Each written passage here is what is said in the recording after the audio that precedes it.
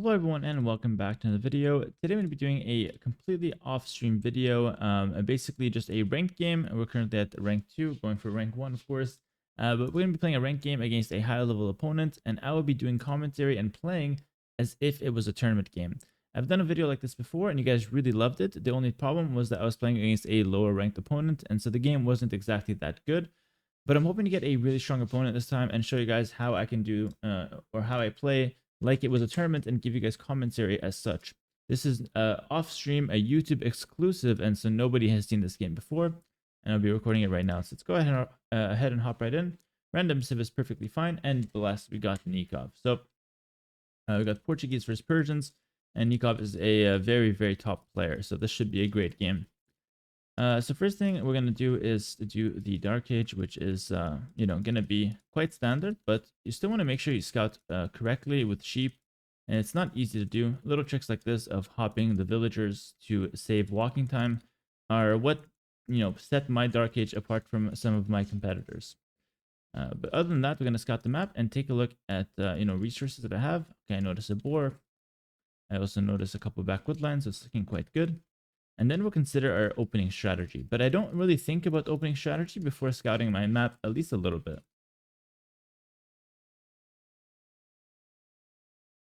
And by doing this video, I hope to just kind of shed some light on what I'm thinking about during a tournament and how I tend to play. Of course, fully focused, no messing around.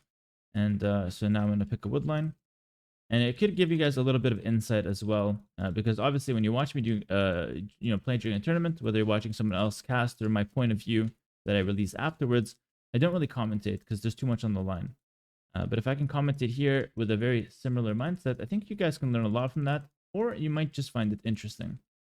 Now that I've identified a really nice wood line, I have to now decide what I want to do as my opening, because now I have a pretty good understanding of my map. I notice a gold off to this side. And so naturally, I don't want to take that one early on. It's too far forward. But I do spot a nice back gold there, which does look interesting. And I'm going to go ahead and scout this corner with a sheep while I do another loop around this side with my scout. As you can see, I will scout most of my map here with my sheep. Come on, take that. Perfect. I'm also Portuguese, so I'm going to play only one wood line. My second wood line would be basically my mill, since it generates some wood as well. And now I have to decide what my opening strategy is. And honestly, it's very simple. I'm going to open archers and take the back gold. Reason why that's the best opening here, like by far, is that I get to use the Portuguese gold discount right away. And it also is a very nice safe back gold. And I have a nice map that's very easy to wall. So archer opening is perfectly fine. Next, I'm going to go to my berries and make a mill. But I'm also going to need a house. So I'm going to make a house here, which is going to set up my wall. As you can see, it's every building has a place and has a reason. So now that it's getting to late feudal, I'm going to tuck my sheep in, and I'm going to make a loop around here with my scout to go ahead and lure in some deer. In the meantime, I'm going to pull in my second boar.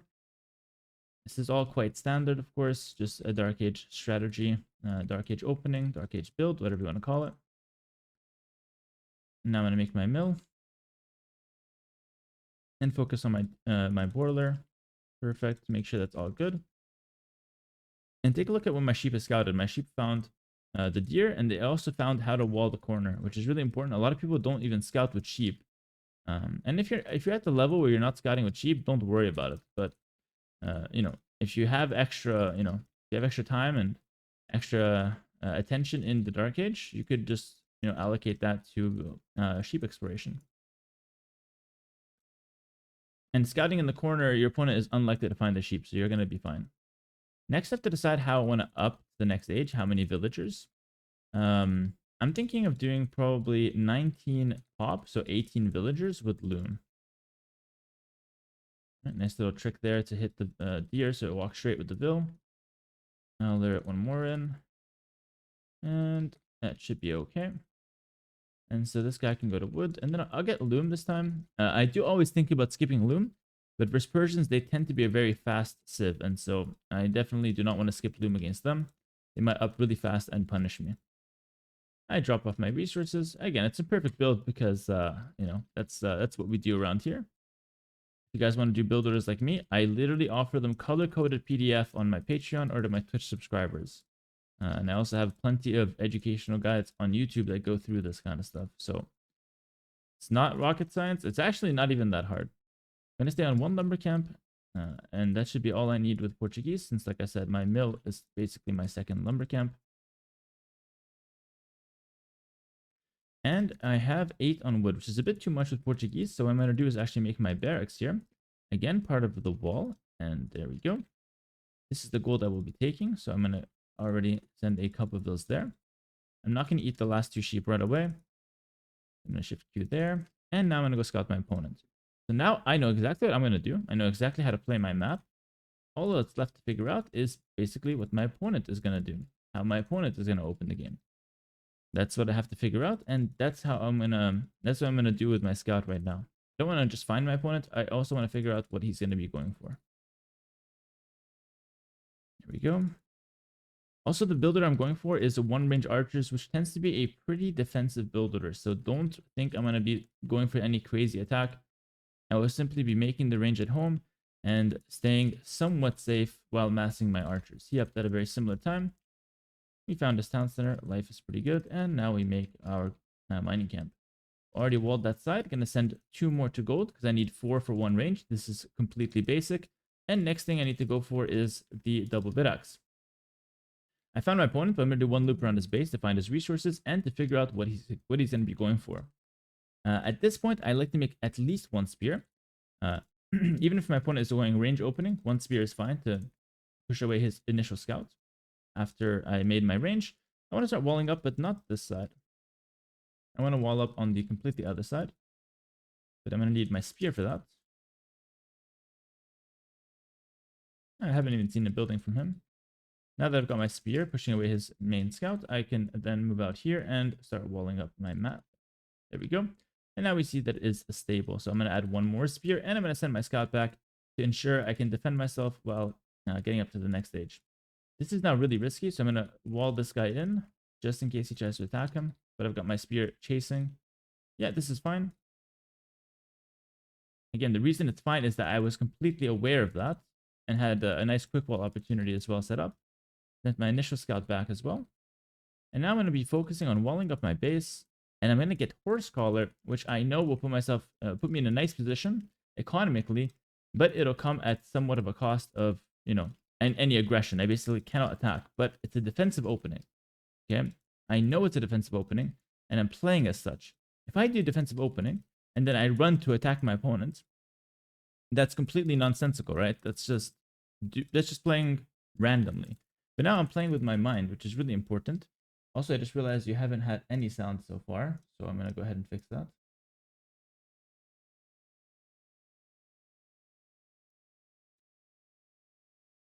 All right, sorry about that. I think I'll still keep this for the video because it should still be reasonable. You didn't miss too much with having no sound. All right, should still be fine, but now we have the game sound, so it should be a little bit more interesting. Damn, before it was just my voice that you're listening to. This guy needs to go on the inside. There we go. Fast wall that, so no risk whatsoever. 2 defensive spears, and we're good to go. Now my scout has obviously been at home for a long time. But now I'm going to go see if he has a ranged follow-up. Think of it from my perspective. From my perspective, I have a range. That was my opening. He went for a stable. Now, I'm thinking about making my next step, which is either a blacksmith or a stable myself. But first, let's go ahead and see what my opponent is going for as his next step. So scouting is not just about opening, but it's also about the follow-up.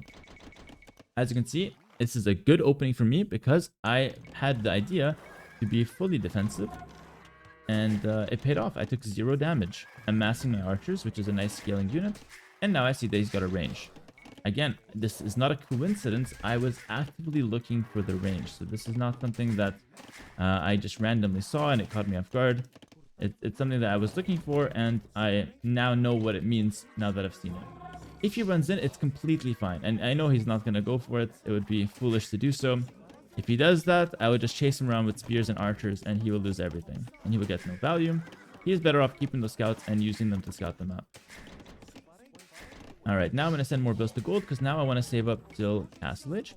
There is one threat that he brings skirms here to actually harass my my wood villagers. If he does that, I'm going to make a lumber camp here to stay safe. In fact, I'll probably make a second lumber camp anyway with my berryvilles. Alright, here we'll stay safe. Again, just staying defensive. Because I know he has a range, so there's no point of moving out. He's gonna have potential skirmishers out in the field. And now I'm just saving up for Castle Age, keeping my archers inside. I will, of course, as you guys might have been, noticing, need a second building. And as you can see, I'm gonna get that in basically perfect time before clicking up. And we're gonna need to go to like 8 on gold. I mean, 7's okay as well, depending on how early you send them. But the idea is now we need 200 gold, so I'll cut even archer production. And here I'll reveal my archers to kill a free spearman. If he didn't send the spearman, I would not reveal my archers. But since I had a free spearman and I wanted to kill him, I decided to reveal my archers. And I thought that was... I think that's a decent trade. A free unit to reveal what I'm going for. That's fine. Now I'm going to send my scout out again just to see if I can find any extra information. And we are up to the next age as the blacksmith is finished. This is basically a perfect feudal age. Now we're going to move on to the next stage, which is having the nice transition to castle age. And I have some more decisions to make. I'm going to continue making archers because going crossbow is completely natural. But I have the decision now to actually add in some stables if I want to. I see a nice forward gold there, and I see him on 2 ranges. Interesting. 2 ranges is very interesting. Is this skirmishers? I can see how many he has on gold, and I can even see how much gold he's collected. I know I have a faster castle because he hasn't taken enough gold to click up the castle now. So I know I have a faster castle. Oh god, I was counting gold and he slipped in. Good play from him. He kills 1 vill, but now we gotta chase him around. And this is really smart from him. He ran in later when I wasn't quite paying attention. But now that I know I have a faster castle, I'm actually thinking of attacking him with knights, for example. And here I have a nice trap that I can go for.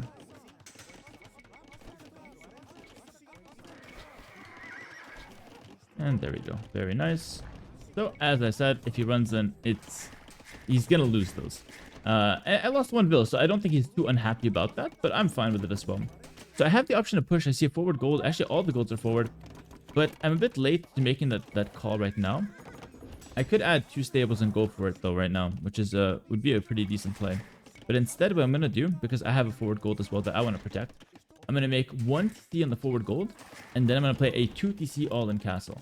Ooh, okay. No, he's up a castle faster. That means he used the market, because he didn't take enough gold to click up naturally. So that was a really interesting play from him. I'm going to back up and respect those skirms. I can't move out without them, so I'm going to go ahead and make a siege workshop here. He goes for a town center right away. In that case, if he's going to do a town center there, I'm going to make a town center in the back. I'm attacking with skirms, which is a stronger... sorry, I'm attacking with crossbow, which is a stronger unit, and I'll just defend with siege workshop. So now he's probably going to have to go back.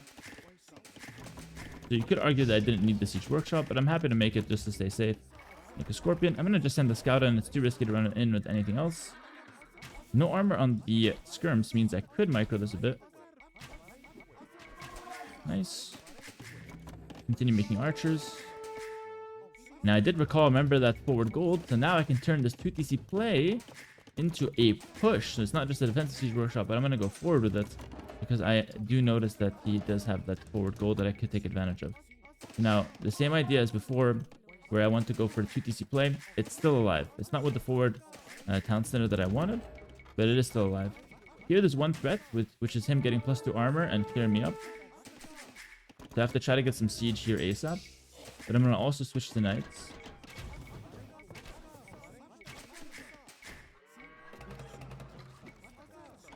And he's got +2 armor. My siege is a bit late to join, but that's okay. I'm just going to buy as much time as possible while remassing archers. Remember, I am playing these other pros, so it's not like... He's also making some really nice plays. We can have this kind of commentary on his side as well. Let's make 1 vill at the back for houses so I don't get housed. No, I think I'm going to get trapped here. Yep. Lesser evil is to attack back in here. I wasn't able to connect it with my siege in time. Maybe I could still squeeze out. I'm going to add some more units. Because, of course, we do plan to go for that nice all-in here with the 2 TC. So, I mean, hey, I lose a few units, but it's not the end of the world. That was, I would say, more like a nice play from him than anything else. Probably dodge back. Nope. Now, the worst part about this is that I did lose a lot of my crossbows, but now he's a bit out of position, and I've got some knights. So now we're going to go for a nice push. C8 from him. Interesting.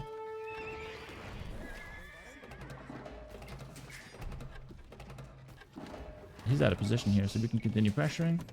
And the reason I need archer still, even though it's like he's on skirm, is because that's just my main unit.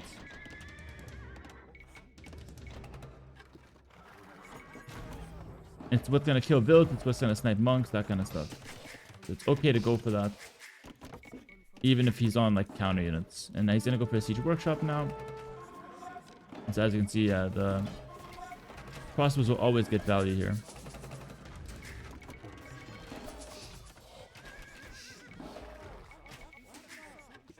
There is a potential mistake what I'm doing here. I'm actually going to be pushing a Persian town center, which is kind of like not the best, but it's okay at the same time. Pushing the forward gold is a nice thing to go for, so I am punishing him, but he gets a bit saved by the Civ as far as like, you know, his position here. Okay, now I see a Mangano come out. We'll dive that with knights. Dodge that. And we're out. Good. Want to stay forward is very nice.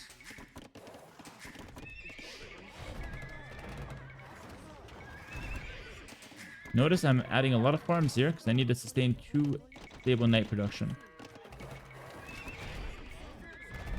Even if it's a Persian town center, you can still kind of kill it here. Gotta be careful. It has a flag. Yeah.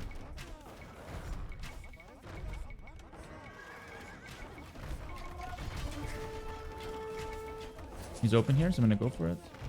Look at him. 3 TC. Huge mistake. Forward gold. 3 TC. He thinks I'm not going to push him. I am going to push him. And now we already have the punish down, which is great. Taking a lot of gold. This gold might be a bit weak. And now I could add the 3rd TC at any point myself. Notice I established the push first, then I start thinking about extra town centers.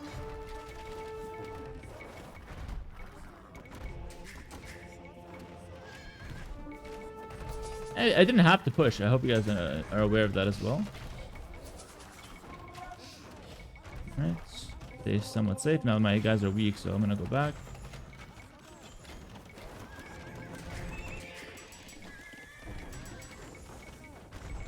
I've got a nice push set up. And I'm thinking about my next TC since now I see my wood count is kind of climbing up. But I'll make a few more farms. And maybe soon I'll make my TC. Oh, that's a good play from him. Didn't expect him to keep out over there. Gonna have to send my knights in a bit deeper. Again, Persian town center is kind of annoying, but oof, that probably was not a worth it dive.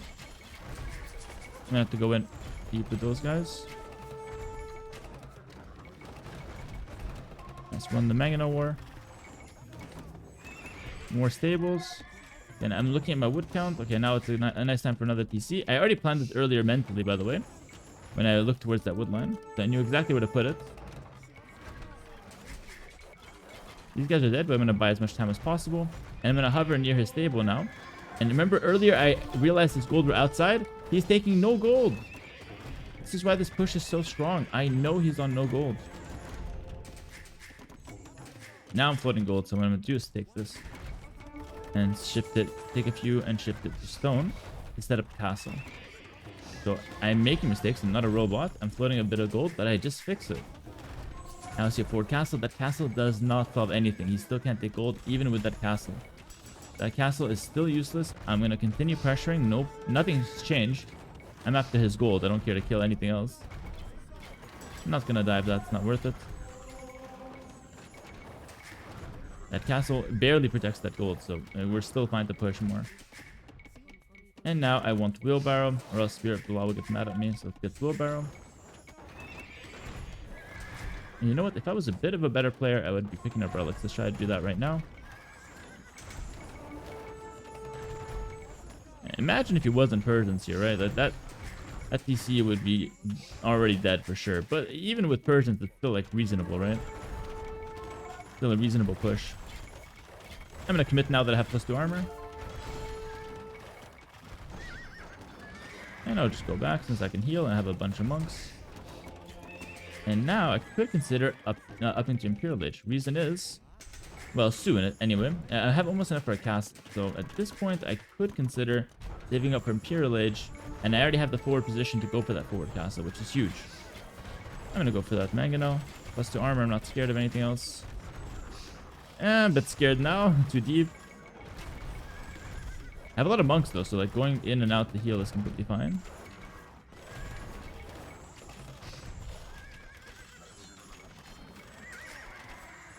Oh, I went in and didn't come out there though. I make a few more units because I want to hold the position. I switched off the TC there because I got a bit too get a lot of things going on. I don't want to lose my mangonels. And now I want to go for my forward castle, at least soon. Also, in this whole time, if he counterattacks me, I have my knights anyway, so I'm fine. I'll react to it. I won the mangonel fight, which is great. And now, perfect time, I have some momentum. Let's go for the forward castle. Then like a bunch of those. And let's get a market. And let's click up. And let's get a university. The next step I have to click up. Can I afford that? Very soon I can. Actually, I took everyone off gold, so... yeah, that was a bit bad. I took everyone off gold. Now I get the nice castle in the middle hill. This is how you do the castle in the middle hill. You don't just randomly get it. You set it up the whole game. I'm fighting for this one hill. The whole game. And now, when I have this castle up, it's pretty secure. I'm going to go raid the other gold, which I recognized were very exposed earlier. Now we click up, and I want a 4th town center because I have a lot of resources. This other gold up here is a nice area. Get some other important resources, and I looked at my mini-map, so I know exactly where he is.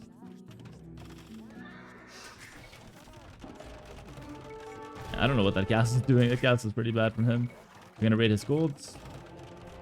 I'll just let him get that, no problem. Okay, I actually have to send my army back to deal with that now. That's a good counterattack from him. Definitely a decent counterattack, but I can send all my army back. I landed a nice raid on the gold here. Again, why did I raid there? I analyzed it from a long time ago. That's where the gold is. That's where I want to hit. I didn't just think of it now when there's so much action going on. At this point now I have to think of my army choice. I think I'm just going to go for Arbalest. It's a really nice option for Portuguese, so why not?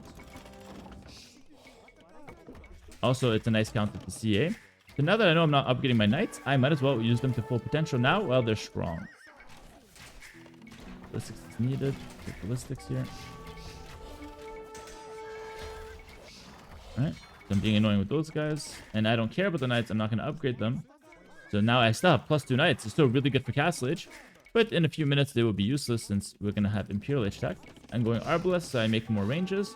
And now it's a race to 200 pop once I stabilize the position.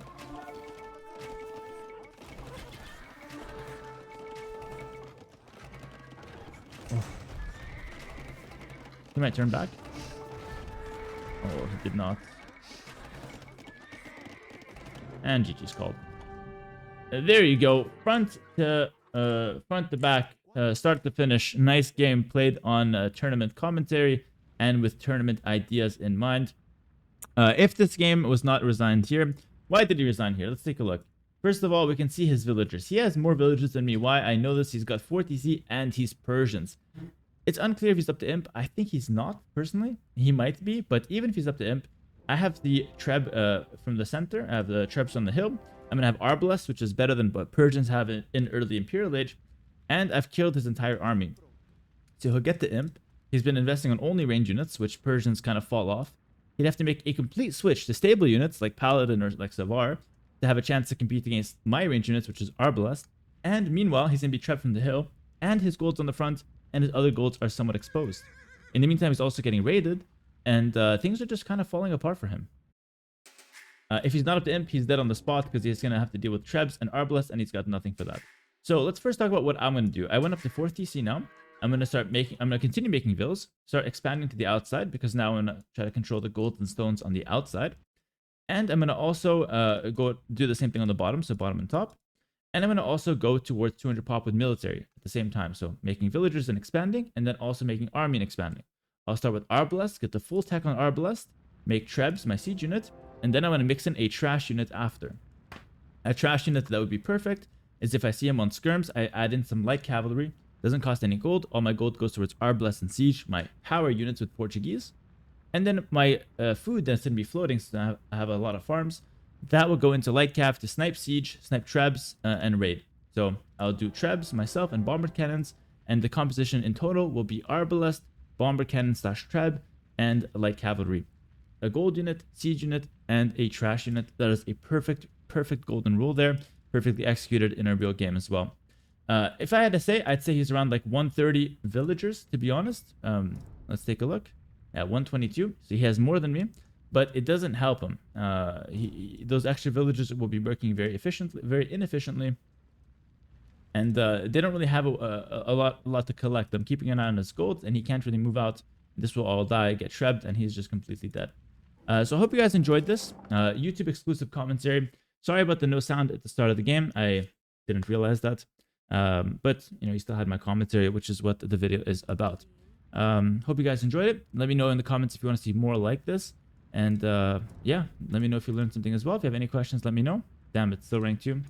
Go to the stats, take a look at it. If you guys are interested, you can pause. And nice little timeline. Again, just last thing I'll say about it, we didn't do anything crazy as far as like take any big risks. I can do this 10 out of 10 times because I'm playing with my mind, and I'm playing consistent proper Age of Empires, good fundamentals, good decision making. I'm thinking about everything, and I also think about what my opponent can go for. I talked about him counterattacking me. I talked about how what areas are exposed, and I kept that in my mind. Like I knew this gold was exposed, so I only took it later on.